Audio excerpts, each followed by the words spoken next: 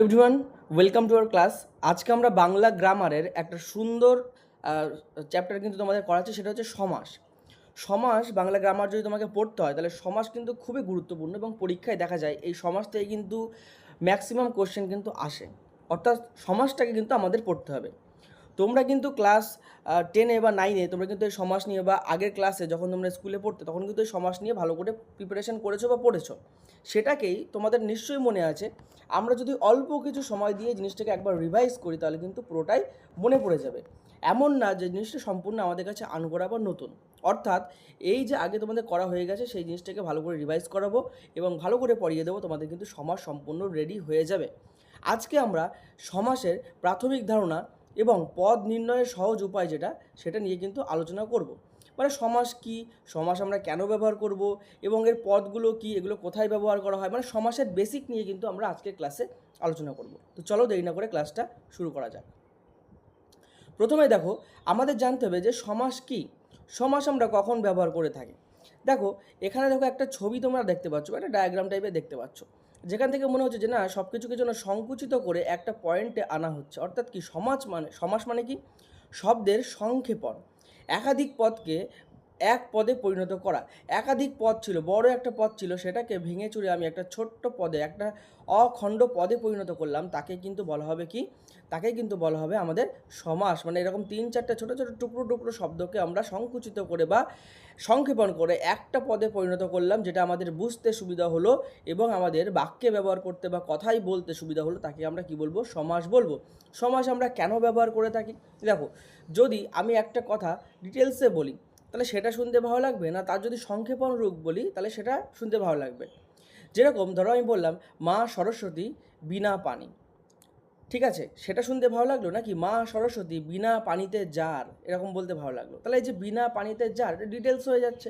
তার সংক্ষেপণ রূপ যদি আমি বিনা পানি বলি সেটা শুনতেও ভালো লাগলো, তার অর্থটাকেও এখানে প্রকাশ করলো, আবার সেটা বাক্যে ব্যবহার করতে বা লিখতেও কিন্তু আমাদের যথেষ্ট হেল্প করলো। তাই আমরা সমাসকে কিন্তু ব্যবহার করে থাকি। তাহলে সমাস কি, শব্দের সংক্ষেপণ, একাধিক পদকে এক পদে পরিণত করা। আচ্ছা, ঠিক তার উল্টো একটা জিনিস আছে, সেটা কি, সেটা হচ্ছে ব্যাস বাক্য। অর্থাৎ এই সমাস থেকে, অর্থাৎ এই যে একটা অখণ্ড শব্দ বা একটা অখণ্ড পদ তৈরি করেছিলাম সেখান থেকে একাধিক পদ তৈরি করা, তাকে কি বলা হয়, তাকে বলা হয় কিন্তু ব্যাস বাক্য। একাধিক পদ থেকে এক পদে আসাকে সমাস, এক পদ থেকে একাধিক পদে যাওয়াকে কিন্তু আমরা বলবো ব্যাস বাক্য। দেখো ছবিতেও কিন্তু সেরকম বুঝিয়েছে যে একটা জায়গা থেকে বেরিয়ে কিন্তু নানান দিকে ছুটে বেরিয়ে যাচ্ছে, অর্থাৎ জিনিসটাকে আরও ব্যাস, অর্থাৎ এর ব্যাসটাকে বৃদ্ধি করছে। ব্যাস বাক্য এই জন্য কিন্তু বলা হচ্ছে, মনে রাখতে পারো এইভাবে। এর মানে কি, অর্থের বিস্তার। সমাসের মানে যেরকম ছিল শব্দের সংক্ষেপণ, ব্যাস বাক্যের অর্থ কি, অর্থের বিস্তার। সমাসবদ্ধ পদকে ভেঙে যে বাক্য বা বাক্যাংশ গঠন করা হয় তাকে কিন্তু আমরা ব্যাস বাক্য বলি। অর্থাৎ এই সমাসবদ্ধ পদ, এই সমাসের যেটা তৈরি করেছিলাম সেটাকে ভেঙে ভেঙে যখন আমরা ইউজ করবো তখন কিন্তু তাকে আমরা কী বলবো, ব্যাস বাক্য বলবো। এরপরে উদাহরণের সাথে কিন্তু তোমাদেরকে আমরা বুঝিয়ে দিচ্ছি।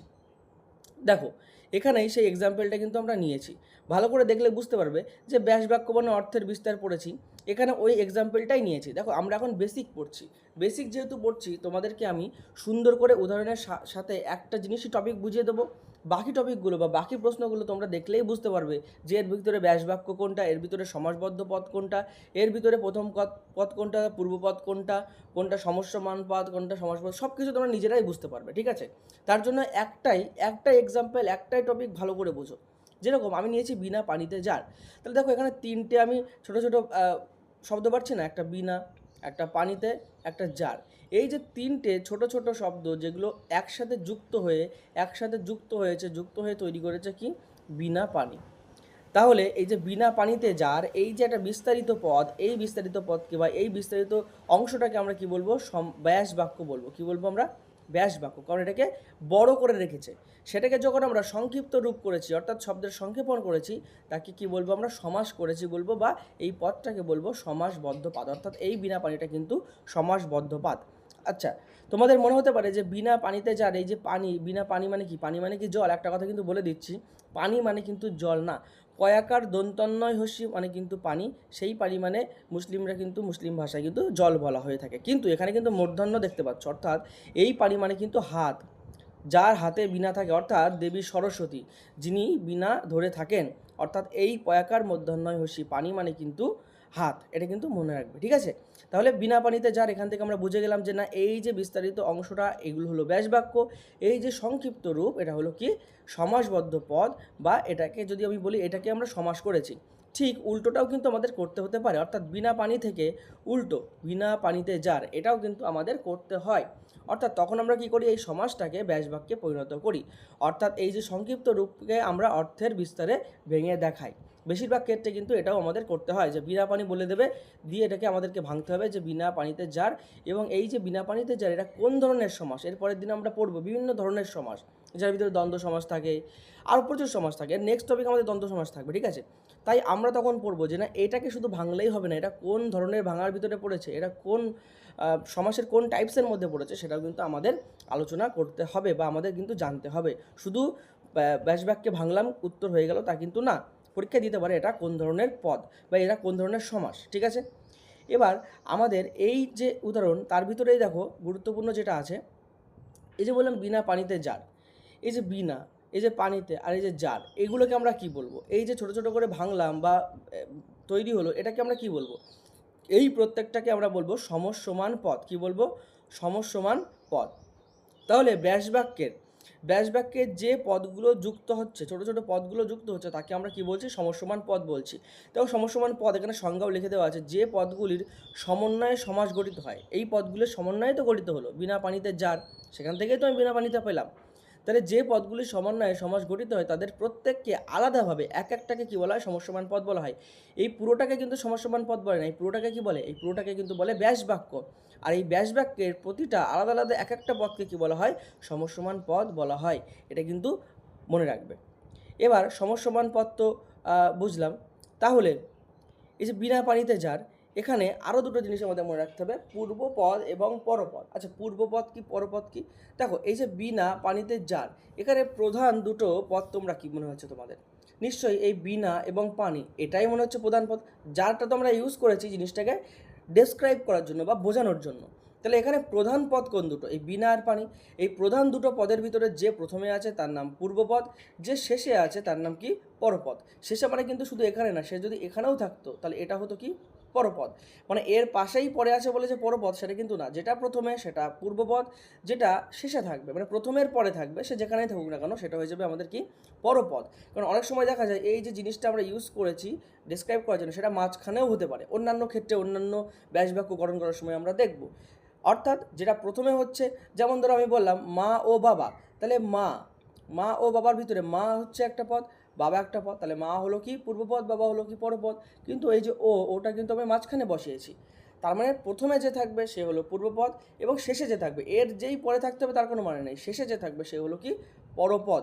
সেটাই দেখো এখানে ডিটেলসে কিন্তু বলে দেওয়া আছে যে ব্যাস বাক্যের শুরুতে থাকা পদটি পূর্বপদ এবং শেষের দিকের পদটি কি? পরপদ। অর্থাৎ ব্যাস বাক্যের এটা কিন্তু বিনা পানির ভিতরে যেন করবে না, যে এটাকে যখন আমরা তোমার সমাসবদ্ধ পদ তৈরি করে বিনা পানি করছি, বিনা পানিতে যার থেকে, তার ভিতরে কিন্তু ভাগ করা যায় না, ওটা পুরো অখণ্ড। কিন্তু এটা দেখো বিনা আলাদা, পানিতে যার আলাদা, তিনটে আলাদা। এই আলাদা তিনটের মধ্যে অর্থাৎ ব্যাস বাক্য যেটা গঠন হয়, তার মধ্যে প্রথমটা পূর্বপদ এবং শেষেরটা কি হয়? পরপদ। নেক্সট, এবার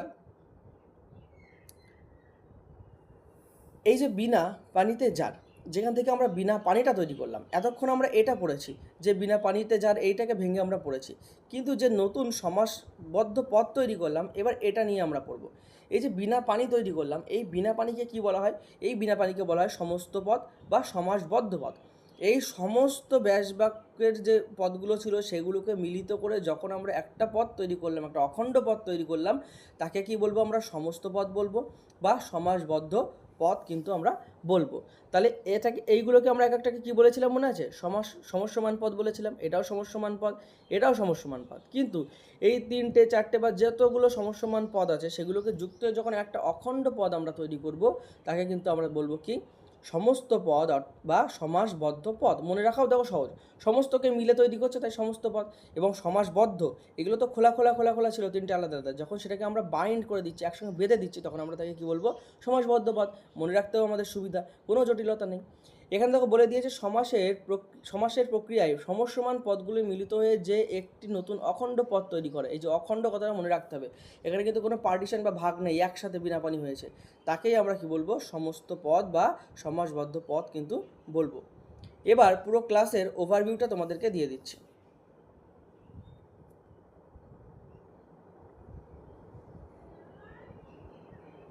দেখো এখানে প্রথমে আমরা কি জেনেছি, প্রথমে আমরা জেনেছি যে ব্যাস বাক্য। ব্যাস বাক্য কি? ব্যাস বাক্য মানে হচ্ছে অর্থের বিস্তার, একটা ছোট অর্থকে বিস্তারিতভাবে ভেঙে ডিটেলসে বোঝানো বা তার বিস্তার অর্থ প্রকাশ করা। উদাহরণ কি বলেছি আমরা, বিনা পানিতে যার, তাহলে এই যে বিনা পানিতে যার, এই যে ভেঙে ভেঙে দেখিয়েছি, তাই একে কী বলেছি, ব্যাস বাক্য। এর কাজ কি? সমাসকে ব্যাখ্যা করা, সমাসকে ব্যাখ্যা করে বোঝানোটাই হচ্ছে এর কাজ। এরপরে আমরা বলেছি সমসমান পদ কি? সমাসের অংশ, অর্থাৎ এই ব্যাস বাক্যের যে এক একটা পদ, ব্যাস বাক্যের যে এক একটা পদ, যেমন বিনা পানিতে যার, এই যে এক একটা পদ, একে আমরা কি বলবো, প্রতিটাকে কিন্তু সমসমান পদ বলবো। এটা হচ্ছে একটা সমাসের মূল উপাদান, এইগুলোর জন্যই কিন্তু আমরা সমাস করতে পারছি। এরপরে আমরা পড়েছি পূর্বপদ ও পরপদ। পূর্বপদ পরপদ কি? এই যে সমাসের যে অংশে ভেঙেছি সমসমান পদ, সেই সমসমান পদের প্রথম প্রধান পদ এবং শেষ প্রধান পদকে, প্রথম প্রধান পদকে আমরা বলছি পূর্বপদ, যেমন বিনা, এবং দ্বিতীয় বা পরবর্তী বা শেষ প্রধান পদকে আমরা কি বলছি, তোমার হচ্ছে পরপদ, যেমন এখানে এই ক্ষেত্রে পানি। ঠিক আছে, এটা কি অবস্থান নির্দেশ করে। ঠিক আছে, সমাসের ভিতরে সেই সমসমান পদ বা মেন যে প্রধান পদ তার অবস্থান কিন্তু নির্দেশ করে, কোনটা আগে হবে কোনটা পরে হবে। এরপরে আমরা পড়েছি কি সমস্ত পদ, যেটা কি করে, শব্দের সংক্ষেপণ। অর্থাৎ এই যে বিনা পানি থেকে, বিনা পানিতে যার থেকে বিনা পানি, এই যে তিনটে জিনিসের, তিনটে অখণ্ড পদের বিস্তারিত থেকে আমরা একটা সুন্দর অখণ্ড, তিনটে বিস্তারিত পদ থেকে আমরা একটা অখণ্ড পদ তৈরি করলাম বা একটা সংক্ষেপণ তৈরি করলাম শব্দের, তাকে আমরা কি বলি, শব্দের সংক্ষেপণ, এবং এই পদটাকে বলা হয় সমস্ত পদ। এর কাজ কি? চূড়ান্ত সংকুচিত রূপ, মানে এটা হলো ওই ব্যাস বাক্যের চূড়ান্ত সংকুচিত রূপ, এরপরে আর ছোট করা যায় না। অর্থাৎ তোমরা যে সমাস যেটা আমরা আলোচনা করব তার ডিটেলস বা সমাসের বেসিক কিন্তু তোমাদের আজকের ক্লাসে আমরা জানিয়ে দিলাম। এরপরের ক্লাস আমরা সমাসের প্রকারভেদ করব, এবং প্রকারভেদের সাথে সাথে নেক্সট ক্লাসে আমরা দ্বন্দ্ব সমাস নিয়ে আলোচনা করব। আশা করি তোমাদের সমাসে কোনো রকম জটিলতা বা কঠিন কিছু থাকবে না। তোমাদের যদি ক্লাসে কোনো রকম ডাউট থাকে তাহলে কিন্তু অবশ্যই এখানে কিন্তু বলে দেওয়া আছে যে কোনো ডাউট থাকলে তোমরা গ্রুপে জানাও, তোমাদের যে গ্রুপটা করে দেওয়া হয়েছে সেই গ্রুপে জানাও। অথবা যদি কোনো প্রশ্ন থাকে বা তোমার পার্সোনাল কিছু জিজ্ঞাসা করার থাকে, দেখো নিচে আমার ফোন নাম্বারও দেওয়া আছে, হোয়াটসঅ্যাপ নাম্বার, কেউ কল করবে না, দয়া করে ওখানে হোয়াটসঅ্যাপ করবে, তোমাদেরকে জানিয়ে দেওয়া হবে। সবথেকে ভালো হবে গ্রুপে জানাবে, তোমাদের বিস্তারিত কিন্তু বুঝিয়ে দেওয়া হবে। একটা কথা এখানে বলবো, তোমাদের সমাসের যা ক্লাস করাবো, বেসিক করাবো, প্রতিটা সমাসকে ভেঙে ভেঙে করাবো।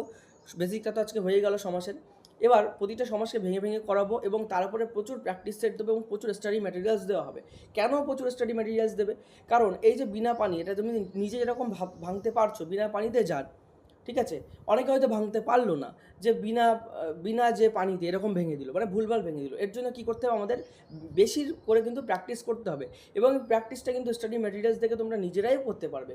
মানে আমি প্রচুর তোমাদের সমাসবদ্ধ পদ দেবো এবং তার ব্যাস বাক্য ভেঙে দেবো, এবং সেটা কোন পদ ডিটেলসে তোমাদের যদি আমরা নোট রেডি করে দিই, সেটাই পড়লে কিন্তু তোমাদের ভীষণ বড় একটা তোমাদের কি বলবো, প্র্যাকটিস হয়ে যাবে, এবং প্রচুর পদ সম্পর্কে কিন্তু তোমরা জানতে পারবে, এবং সেখান থেকে কিন্তু পরীক্ষায় প্রশ্ন আসে। তো চলো পরবর্তী ক্লাসে কথা হচ্ছে তোমাদের, সেখানে আমরা সমাসের প্রকারভেদ এবং দ্বন্দ্ব সমাস, স্পেসিফিক দ্বন্দ্ব সমাস নিয়ে কিন্তু আলোচনা করব।